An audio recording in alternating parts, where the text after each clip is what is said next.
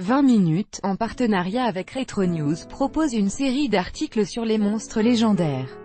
Aujourd'hui, retour sur la légende du fantôme de la Ganipote.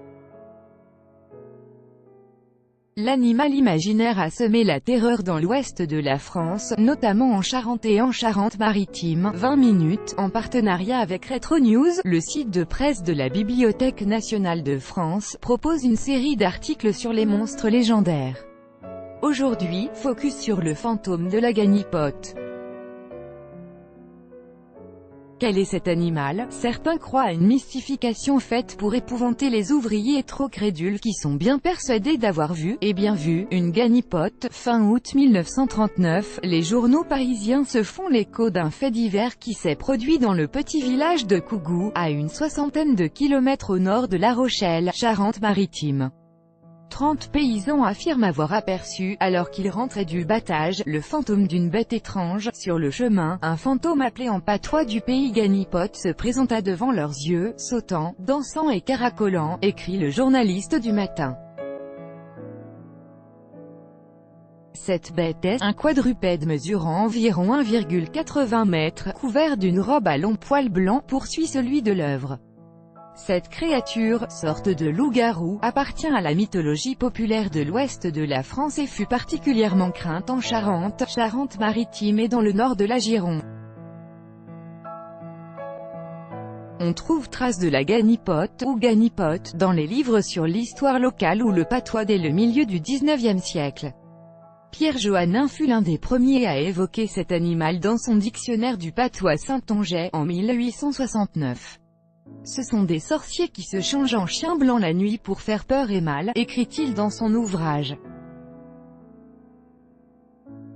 Lorsque les érudits en parlent pour la première fois dans leurs livres, cela signifie que cette mythologie appartient à l'imaginaire populaire depuis au moins 200 ou 300 ans, précise Didier Catineau, journaliste écrivain, spécialiste du pays saintongeais. Selon les coins, la bête se transforme en chien, loup, lièvre ou mouton. Des lanternes pour faire peur à la Ganipote. La mythologie populaire rapporte que la Ganipote erre la nuit dans les campagnes et terrorise les marcheurs nocturnes en s'accrochant à leur dos et en tentant parfois de les étrangler. La légende rapporte que c'est un animal que personne n'a jamais vu car il attaque toujours ses victimes de dos et surtout il ne supporte pas la lumière. Pour s'en prémunir, les paysans creusaient des betteraves et mettaient des bougies à l'intérieur pour en faire des lanternes, assure Didier Catineau, qui précise que comme souvent, et l'irrationnel, populaire et porteur d'une morale, en l'occurrence, ne sortait pas seul le soir. Régulièrement, la presse se fait l'écho de faits divers impliquant la Ganipote, principalement pour rappeler que la bête n'existe pas. Les Ganipotes, les sorciers et les loups-garous n'ont jamais existé que dans les imaginaires malades, mais les rôdeurs de nuit sont très habiles pour trouver les moyens de ne pas être inquiétés dans leurs opérations, peut-on lire dans le quotidien local L'Espérance, le 20 février 1874. Le Conservateur, une dizaine d'années plus tard va encore plus loin, si l'idiot personnage qui a joué au fantôme avait reçu quelques grains de plomb dans le derrière, cela l'aurait assurément guéri de recommencer une farce aussi stupide. Une légende peu à peu oubliée. Peu à peu la légende est tombée en désuétude. Au XXe siècle, beaucoup de gens ont délaissé le travail de la terre et sont partis s'installer en ville. Ces croyances qui se transmettent de bouche à oreille, principalement dans les campagnes, se sont peu à peu perdues même si vous trouvez encore des personnes âgées qui connaissent la Ganipote, précise Didier Catineau.